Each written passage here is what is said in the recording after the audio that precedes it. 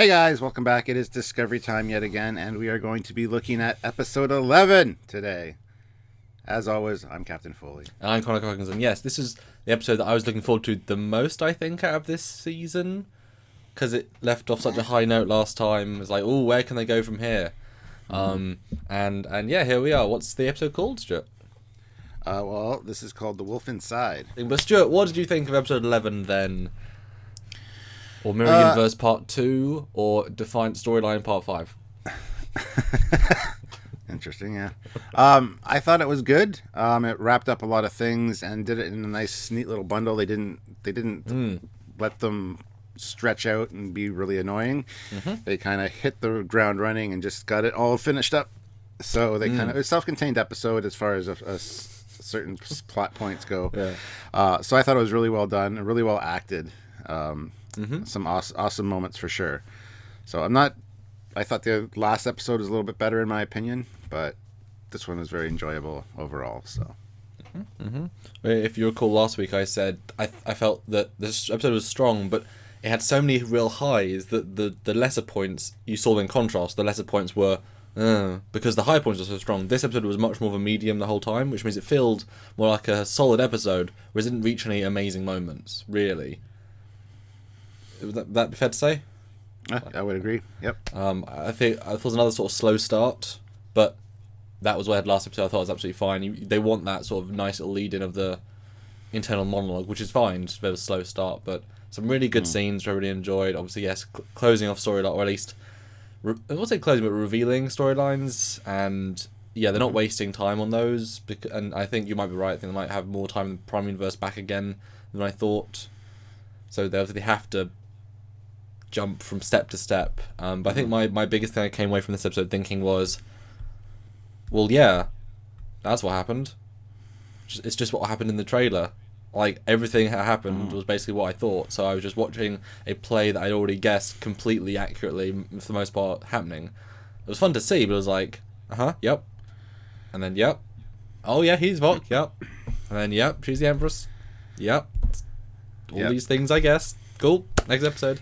You know what I mean? So I wasn't really pulled in by it, because like everything was like, I really wish they'd saved Sarek from the trailer last week. That would have been a nice little, who's a prophet? Yeah. Oh, it's Sarek. That's cool. But everything is on the wall this episode, so there wasn't like any. Yeah. You know? Yeah, and I am glad they wrapped stuff up in this episode and not dragged it on for an episode or two. It would have been very annoying. And I thought they were going to do that at 1 or 2 points. Or at least they moved on to phase 2, 3, 4, the next phase of those storylines. It starts off Discovery, this great Vista again, hulls clearly the Klingon ships, but oh well. Nice zoom in, and we get something that I saw commented online. Well, the first thing I saw when I was commented online when I went back on Facebook is that, wow, deck 12 is like 3 decks into the saucer? Yeah. Yes, I made a note of that too. That's weird. Discovery's having power fluctuations on deck 12, so somebody's checking it out. And it's not deck 12. But then again, hold on. I think the ship's decks are backwards. Because the episode with Mud, where the explosion happens, there's like explosion and hull breach on deck 3. And it came from the rear of the ship, from the shuttle bay up. If you watch that episode again. So, that's dumb as could well. Be deck 12 if they're saying deck 1 is the bottom deck. But deck 1 is always the bridge. I know. Okay. But I love how the start of this episode leads these few, like, we burn through loads of the trailer imagery, like, straight off the bat. They're not surprises, they're not whatever, just get through them so that we can then move on the story. So I like that. This fluctuating bit didn't mean anything, didn't do anything. I know he's just in a dark bit. Yeah, he's cradling Hugh in his arms, yeah. They never explained why the power fluctuations were occurring. It didn't play any part in the plot either, so who cares? I know, but they wanted a visual for the trailer. That's really all it was. Yeah. And interestingly enough, while he's cradling Hugh, he's talking about the forest being dark, but he can see him through the trees. Who him isn't explained. He's mentioned this forest before. Is this something that's going to relate to them, how they have to get back to the Prime Universe? Is it something else? And later, there is a moment with Stamets, which I don't know if I want to talk about now or wait till we get see there. A forest. Leave it at that. And it's cool, Michael Burnham's voiceover here at the beginning, her captain's log of sorts. Yeah, I love how she was saying that the cosmos has lost its brilliance. Even space looks different here, and even the light is different. Just because she's been on edge so much, like every day, just being in that environment. I don't know how long they've been there, but yeah, I get the real sense that she's getting really stressed out by being there. Yeah, they're not doing. I mean, you don't need to quantify time passing, but if you're trying to show emotional damage on her part, if the captain's getting tortured every day, that's going to leave a huge mark. If the dude got killed and they're trying to do, and what's Discovery can't just sit in the parallel universe graveyard for a few days, for a few weeks. The Empire's going to tell them to do things. These guys are going to be crossing around the galaxy doing missions. I mean, how long's passed? Well, I would have assumed 2 days, maybe 3. Just enough time for her to get a sense of it, but. They're very sort of nebulous about that, so having this deep sort of, you've probably given like 50 orders and most of them to do with the plasma conduits that are broken. You need to torture the guy to fix it. Yeah. And then we get an introduction to the Mirror Universe Saru, who doesn't have a name. Because slaves don't have names here, but he is there to help her get ready for the morning, which makes me think it's only been 1 day that she's been here, because he said, "I'm here for your daily whatever," he said, and helped her get ready. And she seemed kind of shocked by that. So if it's only been 1 day, I would assume 2 days, just because probably straight away they're not saying, right, she's back, let's report, now let's get the slave back in. They probably let her settle in for a day and then put her back to normal routine, or who do we commission to do this, / we're taking a slave from someone else. So I guess it's the other captain's slave. It would have been captain slave is captain slave. That leads up to the next scene, which is the transporter executions, which I thought was very cool. Beaming the people into space. You see their breath leaving their body. And that's got to be rough when you're not used to that. Seeing people just put to death I can imagine that would be very taxing.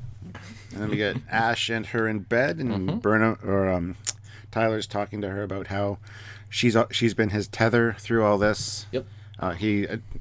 He compared it to training for the academy. The first couple times you go out, you need the tether attached in case you screw up, and it's always there to bring you back, and that's what he's referring to her as, which I thought was a nice little moment. And then the next scene, Sarah comes in again with her food. She tells Tyler to get out of here, that she's done now, or done with him now. And they very specifically hold on him putting his trousers back on. Yeah. Yeah. And she calls him Saru, and she says, "I'm going to call you Saru in honor of a respected friend." That's totally suspicious. Yeah, and considering, is that really his name in this universe? Did he have a name in this? Did he ever get given one? Is it a name unique to the Kelpians? Is it something it's just an odd thing for her to do, I think. And then we get Tilly again. We get real-time communication across however far they are. Never go into it. Doing whatever. I'm going to mention that later, but cool. Yeah. And we can do it inside quarters as well. I mean, they must have holometers everywhere for everything. I guess it's the same tech as using the mirror, but it's just oh my god, this makes everything else in every other Trek look so crap. Yeah. Tech-wise, it really devalues that stuff. And when this transmission came in, I'm like, okay, they're going to have to tell her about the doctor, and she's like, is this a secure channel? And she's like, just be good, be strong, my friend. And then she goes, here's Saru. And Saru comes on and talks to her for a minute. No mention of the doctor. And I'm like, what? I turned to Sylvie. I'm like, what the hell are they doing? But that's explained immediately in the next scene. So, which I love the symmetry that she didn't tell him and he didn't tell her, because they both need to stay focused. Yeah. This is bigger than either of those questions or answers. They need to do this. Yeah. End of story. So that was a nice scene. But it was fun to then see her swap from being, you are my slave, down, boy, down, to, hello, sir, hello, you're my sir. That was fun. And then the next scene is on Discovery. We hear Tilly and Saru talking about the death of the doctor, and they assume that Stamets did it in one of his fits. But Tilly says something about it wasn't Stamets, and Saru's like, you think there's a murderer on board? She's like, no, this isn't Stamets. And she goes through the brain scan. His brain is being altered by the white, I forget what it's called. White matter. The white matter, yeah. So it's really not him there. So I hated that they assumed it was him that killed him, because I was afraid that would happen. Yeah. But don't they have surveillance equipment on these ships? Well, if they have even real-time holograms, I'm sure they have exactly holographic recordings of their rooms. Even today, you'd have a closed-circuit camera in a room like that and be able to see what happened. The next thing is on the Shinjo. They get communication that the Firewolf has been located on a planet called Harlak, and they are sent there to destroy the rebel facility, the rebel base on Hoth, and send down the AT-ATs, take care of the rebels. Yep. And it's Captain Maddux, the Imperial flagship, and boy, I was hoping that it would be Defiant. Yeah. Because it's like there'd be a natural, sort of natural, it doesn't really work, but it would have been cool. But he was a fun captain, I liked him. He was a strong, brash. I feel like I recognise the voice from somewhere, some other show is a similar thing, but he was fun. Have you noticed in Discovery you never see other ships? In TNG and stuff, you always see another ship come in or side by side with them, and then you get the hail. But this is always like, there's another ship's here, they're hailing us, and you never see the ship. You never get a feel for another ship. And you never, apart from that one time, see them, going to orbit. Yeah, you never get flybys. I've complained about that multiple times. They obviously save that budget and just use it for other things like these real-time holograms, which could just be a view screen and instead see a ship. Yeah, they have weird budgeting for that, for sure.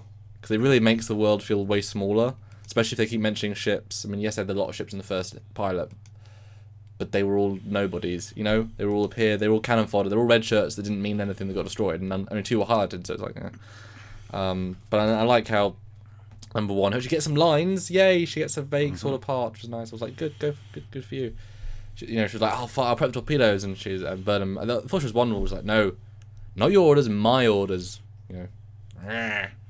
Well, I was kept wondering, prepping torpedoes, isn't it just the 2 buttons, arm, wait a second, fire?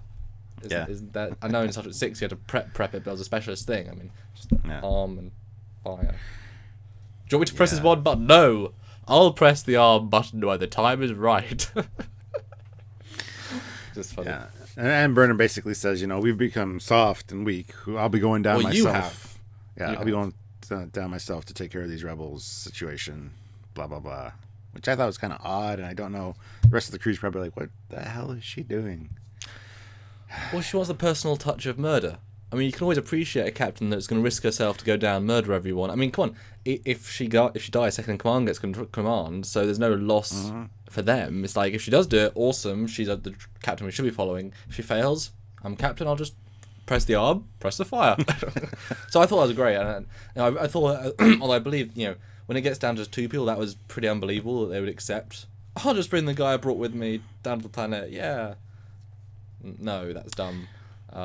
But the whole way team made a lot of sense, like a tactical team. That would have been cool, but and being Mirror Universe, as the first officer, I'd be like, now that they're on the planet, fire. Yeah, I got orders from her.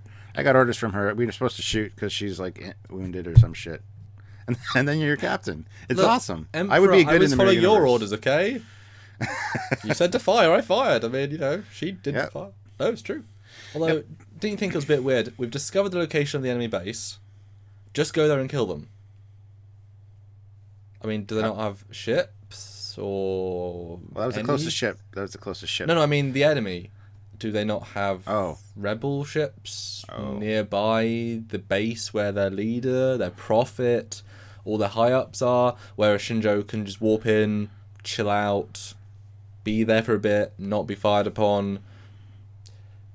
It would have been nice, because I know we saw that facility in the background in a scene later. So obviously this is a planet they happen to have been on. So it's not like deserted planet number 1 where there's no one except the base. I'm assuming there's probably a colony there, and they're piggybacking off that. So the Shinjo could be there to talk to the colony, so therefore they wouldn't assume it was there for them. But it's like, it's really easy, and again, we should have seen it warp out. How long did it take? Is Discovery following them? And obviously we were.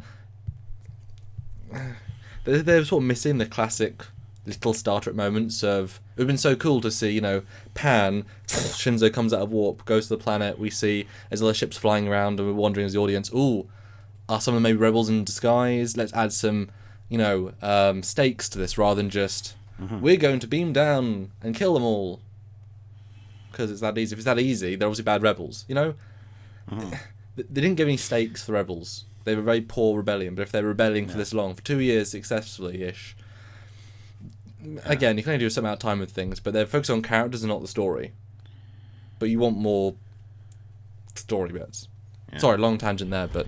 That's a little long, yeah. It's okay, though. We're good. I just like story, too. Yeah.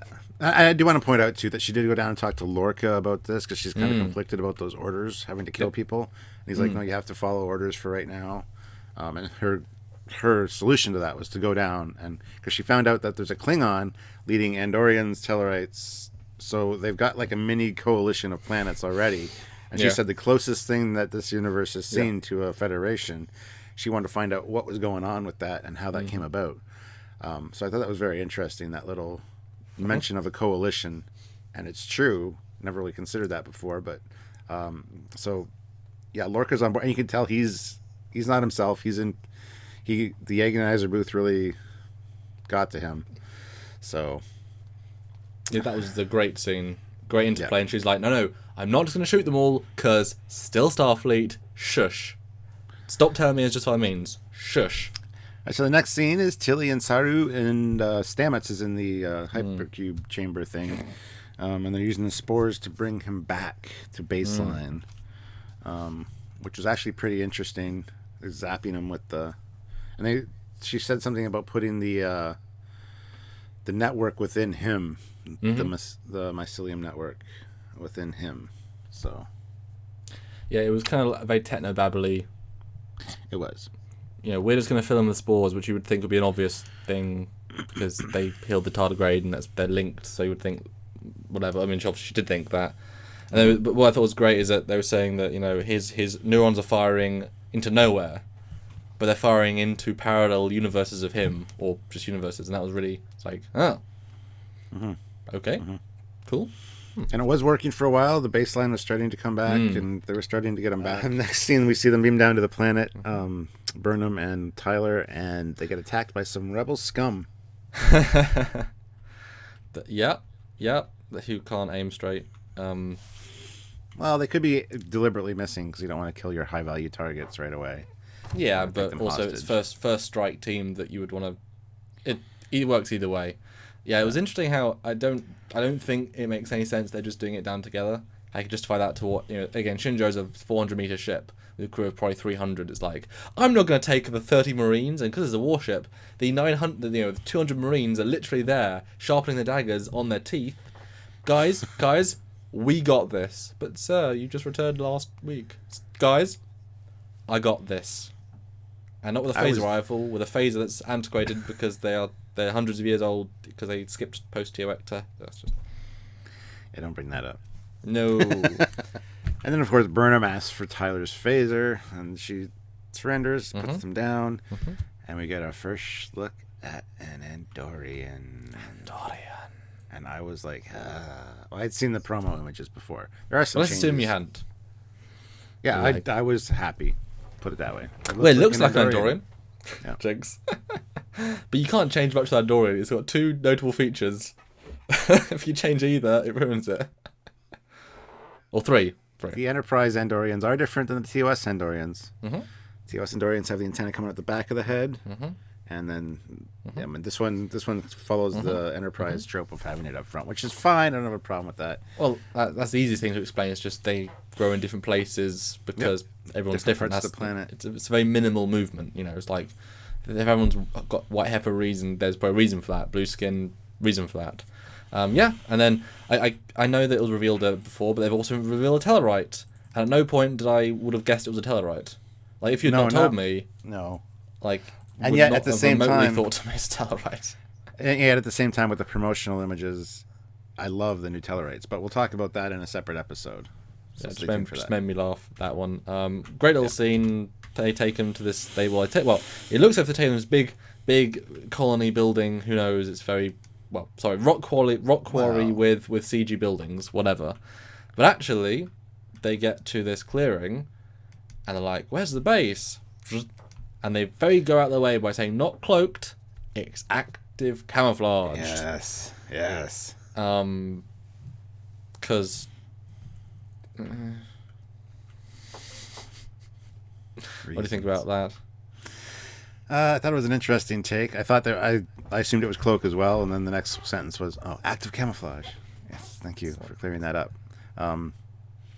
So to me, it just seems like they probably have little hollow projectors that just project the ground so that it looks. Yeah, that's kind of what I get from active camouflage. More like the Baku thing, because that could be a cloak or it could just be reflective. Because that's the thing, if we can create vaguely believable reflective surfaces that project, have cameras on the outside and project that on, why couldn't you? But you need limitations, otherwise every ship in the future would do it. So yeah, it needs to be a ground installation, it needs to have non-moving items around it, and it needs to have a big power source. But it made perfect sense they would have that. But then you're adding, well, does that mean the Klingons have cloak? Does that mean rebel Klingons have cloak? If they have rebel Klingons have cloak, then why aren't they winning? It's just a bit like, okay, on it. So they get into this building, this hut, which I love because it's such a inside soundstage, just make it look great by having light, and it's just a cool little set, and you make a very cheap environment with that. And we get introduced to Vac, son of none. Other Vac, Mirror Vac, who's a lovely guy. And he speaks English, and he doesn't sound like he has marshmallows in his mouth. I gotta say, I love this Vac. He was a great guy. I could absolutely have a drink with that guy and just hang out. And again, I called that from the preview, which again, this all gave away. But it again, you pointed out, it doesn't really make sense why to be higher up. But again, storytelling wise, Giorgio Empress, it's just A to B to C. But again, very natural. And now we've gone beyond the very obvious A to B simple contrived storytelling. It's like, that's a cool little construct. And this whole them in the hut was excellent, I thought. Almost line for line excellent. Acting was excellent. And again, it showed Klingon speaking English works better. But then you throw in Klingon words for impact, works really well with subtitles. That's how you should do it. Like Star Trek 3, orders in Klingon because they're contextual. Dialogue in English. That is the best way. Hopefully I've learned that now because he was great in English. What are your thoughts on the whole scene? Yeah. Well, scenes, because it's one big thing. And I was looking forward to seeing how Tyler reacted to this, and it was quite interesting. He was staring. He was walking back behind Burnham. And it kind of ties in with what he said last episode, where he said, so you're telling me that there's a chance we could meet ourselves in this universe? He said that, trust me. Oh, I remember talking his eyes. Everything was duplicated. Yeah. So I thought that was a neat tie-in, because when he said that, I thought, that's interesting. I doubt that'll happen. But here we are. It would be cool if we saw the real Tyler, too, because there's got to be one. He would be in Starfleet records, right? So, I don't know. But yeah, I really like Vought. I love the conversation about, trust me, how do we trust you? Let's bring in the Prophet, Zarek, Meld. Lovely little scene, and he's obviously a clever guy because he doesn't give away what he's learned. He just tells the important bits, and that's great. Well, I love how they played that. Yeah, he knows everything that has happened to her. That he raised her, but not him. So yeah, of course you can trust her. And yeah, when this mind meld was going on, I'm like, oh damn, shit's gonna hit the fan. He's gonna know everything. It didn't play off like I expected. Because, like you said, the way he handled it was so like, yep, we can trust her. It's this next one's actually interesting. We get a really close-up shot of the Dorian, and it's pretty much spot on the Dorians from Enterprise. They've added some little like tweaks to the eyebrows, some like pointy bits, but love the Dorians. Awesome job, guys. But yeah, then Tyler has his not PTSD flashes, and I thought this was wonderfully played out. The acting was great. I love the turn moment, nicely played. Because the clincher was they trust Burnham now. Okay, brilliant. Which I love how Voq is just trusting because they have to rely on each other. They're against this big ridiculous force. Like the Empire in Star Wars, they're against the Empire. You've got to form these bonds. So I trust him. I really love how he played him, and it shows how good you could do a Klingon if you did characters better that were Klingons. And she's asking, how do you make this non-federation federation? How do you, the Klingon, combine with them all? And they have this dialogue, and it's the exact opposite to what Kuvma said, because he's a racist radical, terrorist equivalent. That interesting parallel of, well, one sees unity in unity, one sees unity and radical murder terrorism, and that jump starts Tyler. We now can stop calling him Tyler because it's not Tyler. And he jots this propaganda because he's now in radical brain. Oh, the turn was amazing. Like I said, the acting in this episode was awesome, especially from I can't remember the actor's name, but the guy that plays Tyler. They did a fantastic job. I loved this scene. I loved when he yells, "Remain Klingon or die," and attacks him. And she's there like, we just earned these guys' trust. What the hell are you doing? No possible reason, Tyler. Stop. Yeah. So he's basically fighting himself, which is very... I don't know what the word would be. Because he's fighting himself inside and outside as well. Literally and figuratively in his mind. It's just... It was an awesome... It's a depiction of the battle that he's been having in his brain for the past couple episodes. Brought to life. And double that down, he's actually fighting the pansy version of himself, the self of the evil, friendly himself, who is more like his human self that wants unity. His inner, normal, bad self, the Klingon, is now having to fight his inner human via the inner Voch, via the outer Voch. So, yeah, lots of good stuff there, but nice Voch wins. Yeah, the Klingon was stronger. And I'm surprised he didn't get the mechleth in the head, but threw it in the ground right beside his head. And so then you could stab him with a bat. Yeah, and then basically said, the weak will die kind of thing, and went to kill him. So, and Sarek's like, no. Don't do that.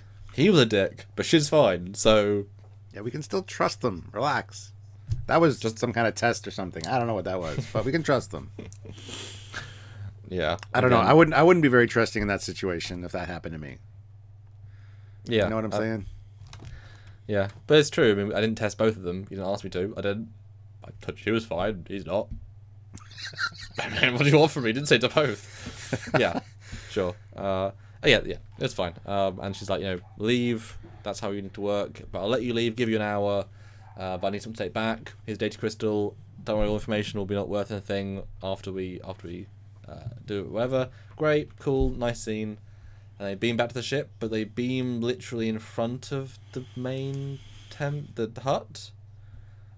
Which is weird because they would know where they're beaming them from, which means they now have beamed them from outside of a decloaked facility. Yeah, well... Why are they not going to fire straight away? Because it's one of those things... Necessarily, it could still be cloaked from their sensors. Then how could they beam through a cloaked thing? It's just holographic projectors, like I said. It's just projecting an image, and it could be scattering the signals. I don't know. I never really considered that. Yeah. I don't know. Yeah, they should have maybe walked back to the crater where they first beamed. And it's fine that they could, she could say, okay, I killed most of them, they're running, here's the information, prime torpedoes. But she's so like, yes, I got inside their base, stole their information, I'm fine. Nothing really that interesting happened. Let's bomb them in 10 minutes. It's like, there's no sort of, I guess if you question, you'll be whatevered, but it's just like, it's a very weird set of unbelievable A to B's, and the crew's like, yeah, this is totally believable, you infiltrated and got it without harm, and... What it's interesting you said that, because I was thinking the same thing the whole time. Like, what is the rest of the crew thinking about this weird situation, her wanting to beam down to where the supposed rebels were? Is she having a meeting? That's what I would be thinking. But because I'm assuming their point of view, she's beamed down to sneak into the camp to steal stuff. Okay, that's fine, but then why would you beam right at whatever? It's just weird. But again, not focusing on the story part, they're just trying to get to the next scene, which is fine. Yes. Whatever. Yes. Back to Stamets, trying to fix him, doesn't quite work. Oh no, he dies. Oh no, he dies. Oh. That was a nice summary of that scene. Good job. Yeah, and I legit thought he was actually dead, and I was like, this is strong. This is interesting. Okay, cool. I was like, ooh. Yeah. I didn't think he was dead at all. So next scene is Tyler and Burnham in her quarters.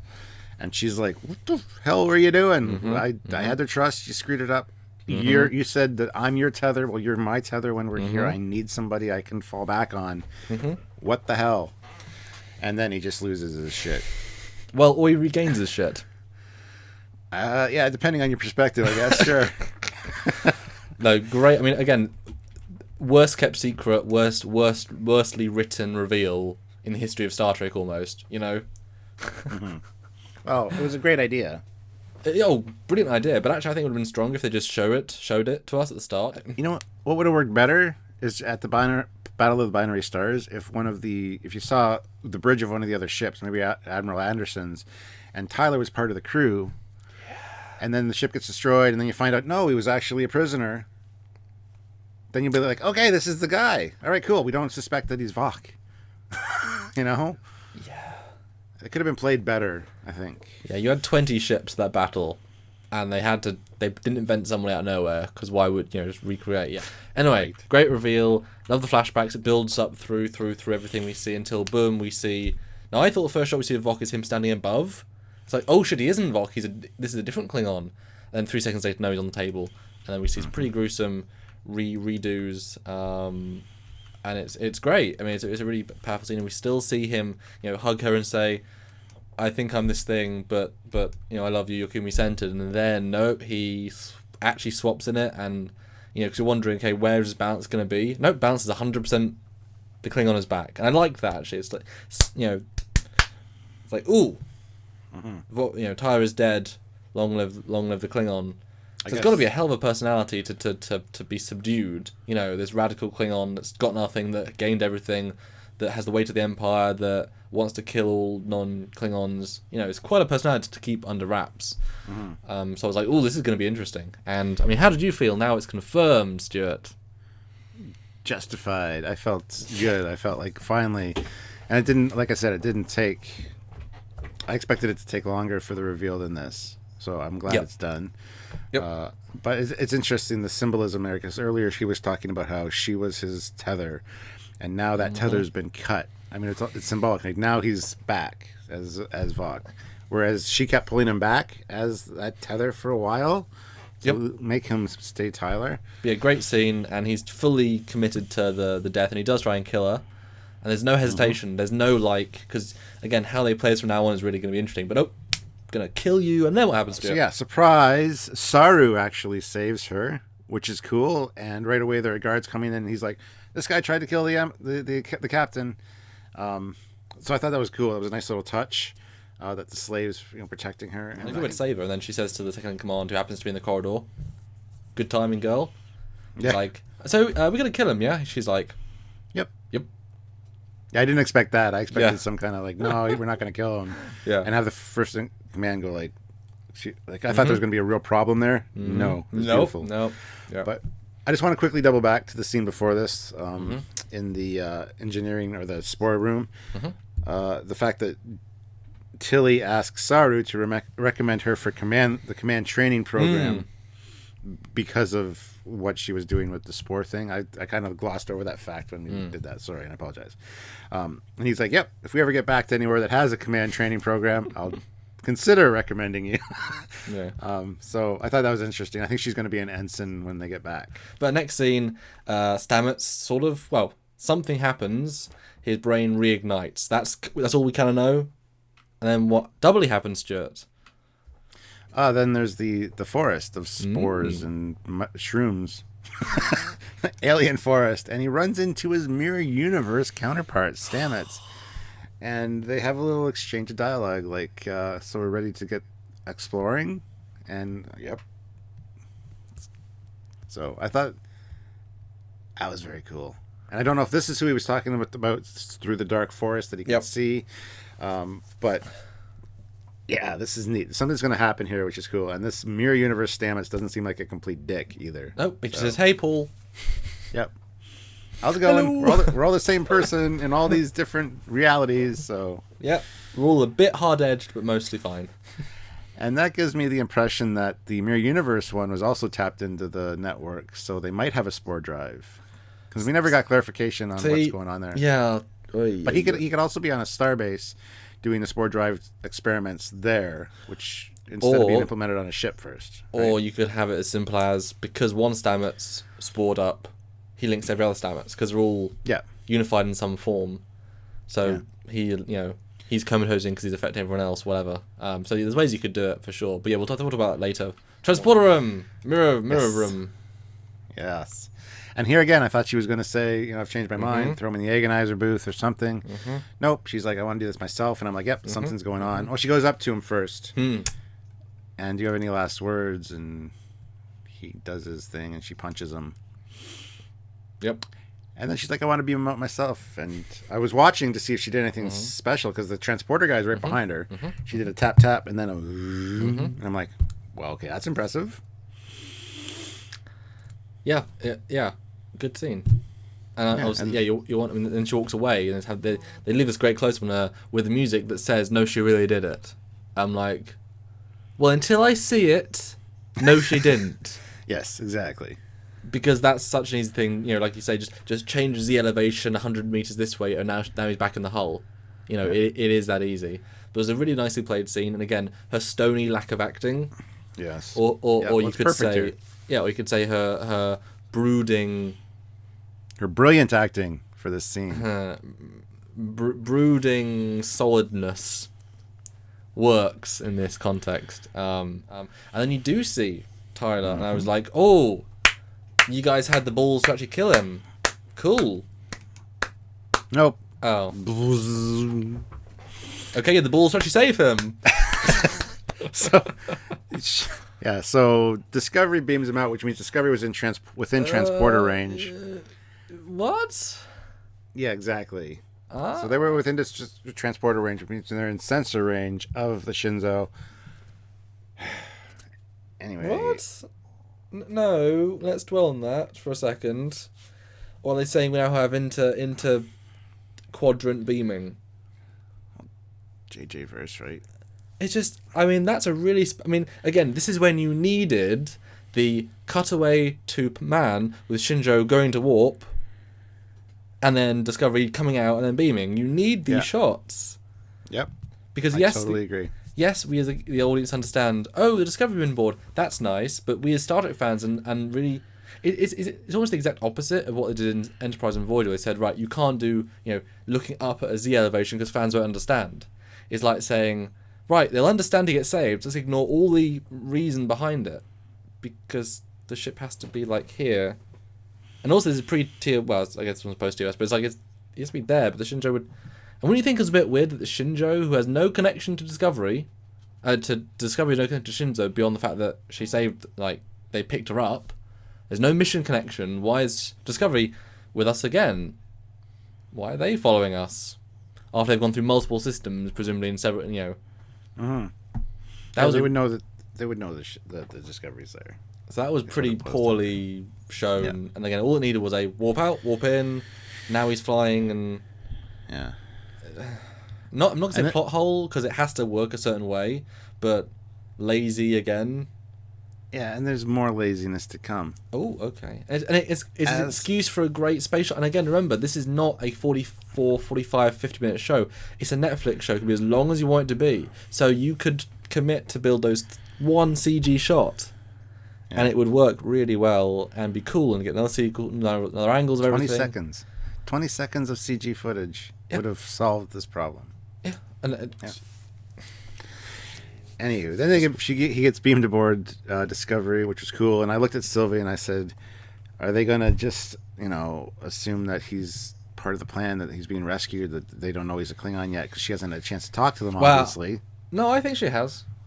When my gut was, "Wish we're back to her quarters," and then she said it pretty quickly. She had to go and change, go and have a shower, whatever. And they made a point of pulling out the data disk, and it looks like a TOS. It's perfect. Even the one angle that's cut into it is. Yeah. I was like, yes, that's awesome. See, that's what you do. You take the same shape, but you engrave it with implied circuitry, and you add little details of those little stickers which imply something. That's all you have to do. Same shape, same feel, update it. That's perfect. Exactly.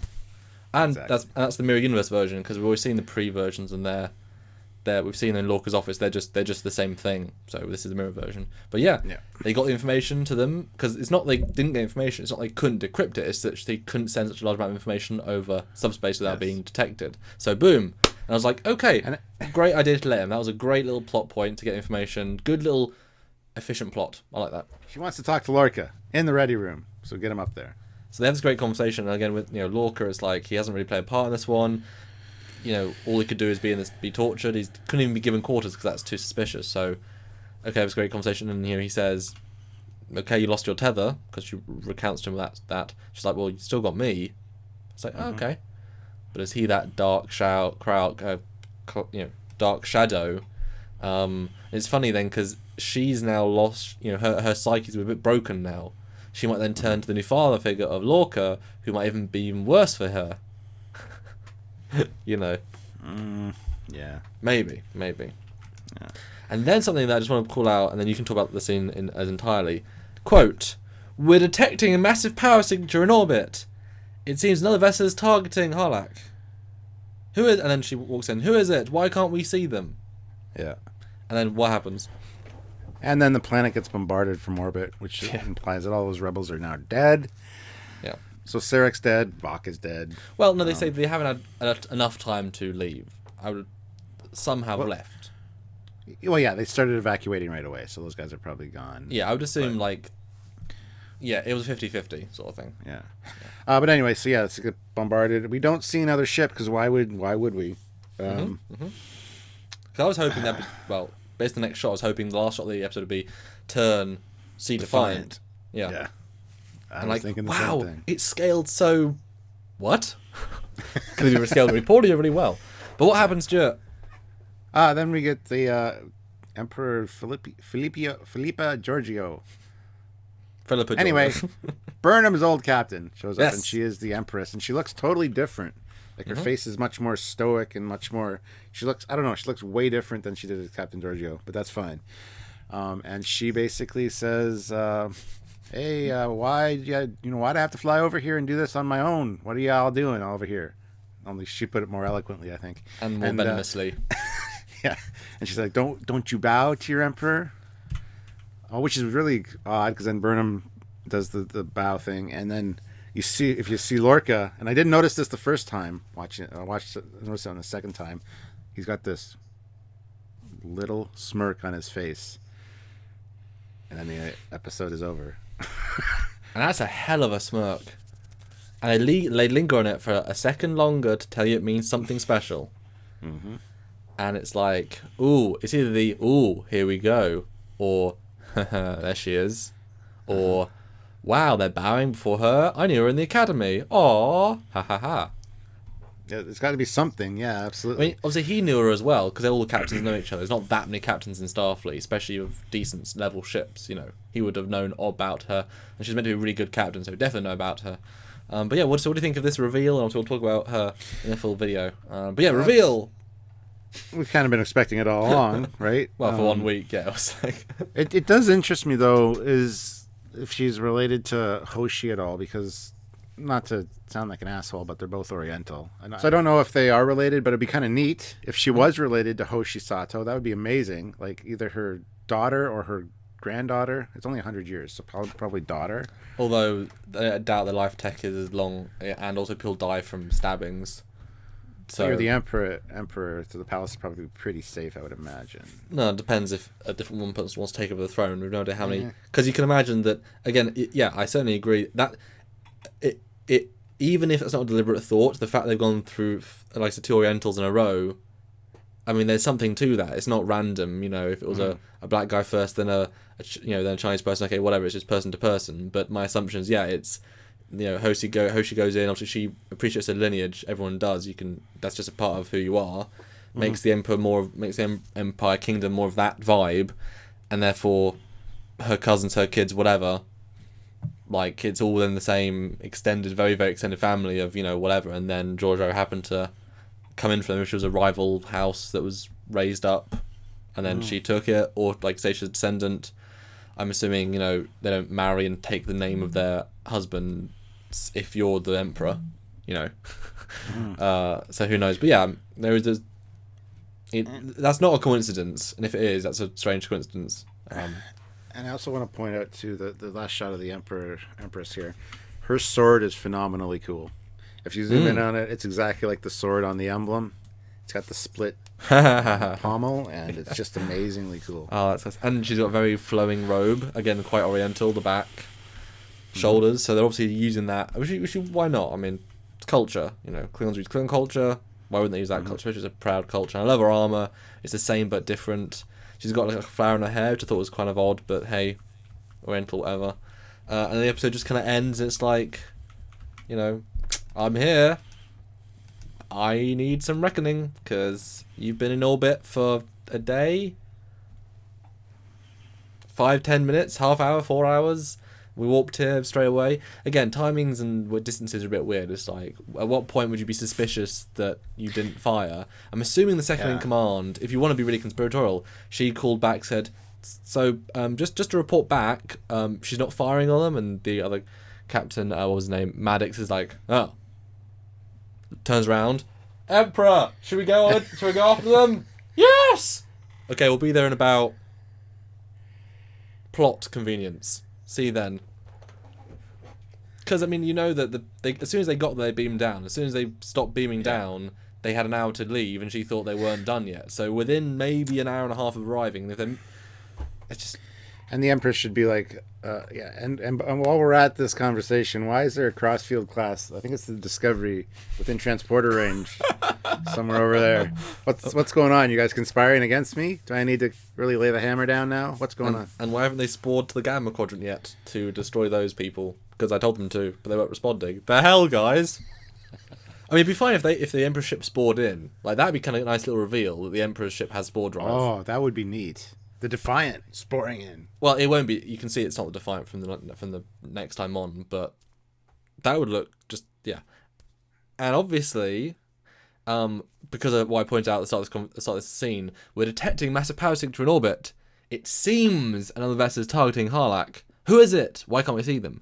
Obviously, there's a cloaking device. I know it's just we can't say because if you say the Emperor's flagship is powering weapons, oh, that's the reveal. Whatever. But if they're in torpedo range, in orbit, and they don't know who they are, they haven't got an IFF, you don't recognise the Emperor's flagship, it's obviously a big ship based on the next teaser. Obviously they can cloak, and I'm fine with that. Sulabuns, whatever. You would think so. I mean, Hoshi knew. Did you say Sulabuns? I mean, Hoshi knew about Sulabuns cloaking technology, although they got that from the future. Does that mean the temporal agents of the future gave Sulaban of the past tech and then Terran Empire existed? Did that happen then? I never thought about that. That's a whole conspiracy episode that we need to do. Huh. But I'm totally fine. I mean, she would know. Okay, we're gonna go back to Sulaban space. We're gonna kill them all till we get another 10 cloaking devices. I want my Defiant I'm in cloak in a week, or I kill everyone on this crew. Go, guys, go! So, you know, I just want to note that. It's weird though. Like, it's an unknown ship. It's our flagship. The Emperor's whatever. So, Stuart, final thoughts on episode 11. We're running out of episodes. Second of the Mirror Arc. Rock revealed, Empress revealed. Quick and efficient. Like I said at the beginning, awesome episode. I'm going to give it probably an 8.5. It wasn't as good as the last episode in my opinion. It focused too much on like one or two specific plot points, which I'm glad they did because they fleshed that out and got it done. You know, Tyler is Vac, done. But what I really enjoyed about this episode was the acting. Everybody's acting was pretty much amazing. Where it needed to be, like it was viable. Yeah, you're in the scenes. Yeah. The weakest out of all the acting was the Doctor in this episode. It was just awful. Very, very stiff and lifeless. He did play exactly. Yeah, very wooden. He did play a good dead body for 4 seconds with some blood on his mouth, but. No, otherwise it was a fantastic episode. Definitely a good second part to the Mirror Universe, but I want to see more ships. I want to see more battles. I want to see more action. That's where I'm at. I did love seeing the Tellarites and the Andorians kind of reimagined, and tying in the albino Vac into this episode as the Firewolf. That was awesome. There's a lot of awesome in this episode, but it's mainly character based and acting. And it was all kind of given away in the teaser. Yes, that's one of the problems. But yes. So, yeah. No, I agree. 8.5. It's great that we've got to a point where it's not like the best thing ever, but we've finally got a good script, and the actors know what they're doing, and the pacing's pretty good. So we're finally getting solid stories, like a truly solid piece. It wasn't like amazing. It was really awesome. Like if we'd seen the Emperor's ship that would have been an awesome moment. If we'd seen the beaming with the ships, like that would have been awesome little cool visual moments. We didn't get almost any of those. Like the Vox stuff in the middle was awesome moments. That entire scene was brilliant. And how Sarek was played, awesome. Really, and better than the trailer led on. So that was great. But yeah, it was a solid but didn't blow me away. But a good part 2. I hope it leads in. I like that we're rushing all the way into the palace, well, or the ship, whatever. That's nice. It gives us, they're not dilly-dallying. They're not wasting time at the start of the season with episodes like 4 and 5. We're going, boom, boom, boom, boom. Let's use the plot. Yeah, it was fun. It didn't really live up to what I was expecting in terms of the cool moments, but like I said, I knew everything was going to happen, and everything happened like I thought it was going to happen. We even guessed maybe you might see the Emperor soon or revealed, so I was kind of... And note, Emperor, not Empress. Well, yeah. Emperor Sato, but Emperor Giorgio. Okay. But yeah, solid, and like I say, yay for better scripting. You're doing good with that.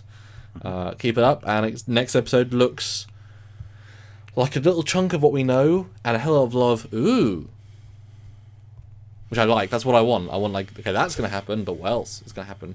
Well, I hope we don't have the same huge connection of Giorgio and her, because I don't think that... They're going to rely too much on their first episodes, even though this is a mirror universe. Things aren't parallel. They shouldn't be. But there was the massacre of the binary star. What? Why is that a thing that happened? And why was what? I thought the same thing. Yeah, but okay, yeah, cool, good episode. And anyway, guys, so if you want to support what we do here at Trekyards, you can help us out by sharing everything we do. We've got some amazing views and conversation topics in the comments below of our last review. Amazing to see people come back and watch that, and all of our sub videos. Really great, really fun to do them. If you want to support, like I said, in a free way, as Stuart will say, they're not free way in a minute, just share. We think Trek fans will enjoy our discussion, our commentary, and our scene-by-scene breakdowns and reviews. And like I said, we try and be fair. We're not lovers, we're not haters. We call out each scene as it is, the quality of each scene. And I'm a filmmaker, you're a Trek fan since zero. We both understand it a certain way. So we try and be fair and try and enjoy it as it comes. But what else? How else can they support us, Trekyards? Stuart? Well, one of the best ways is to head on over to our Patreon, which is a link in the description below. You can help us out on a monthly basis. And trust me, that all goes towards the show, making sure that we can provide this daily entertainment for you guys, basically for free. But if you're willing to help out, you can do so. Or head over to trekyards.com, do that as well. There's a donate button there if you just want to do a one-time donation. Or alternately, another way to help us out is just comment below. Tell us what you guys think of the episode, what you thought of our review, any theories you might have. Get discussion going with other members down in the comments. It's always fun. And head on over to Facebook as well, because we have a Facebook group. And again, lots of great conversations going on there on a daily basis. We got lots of cool stuff and very creative people on there. You get to see a lot of cool things. So those are the best ways to help us out. And also, of course, subscribe and hit that like button, because that all helps the YouTube algorithm. And so anyway, guys, until next time, which I haven't seen a preview of our show, I guess. No. Anyway, until next time, I'm Captain Foley. I'm Congress. I guess. See you soon.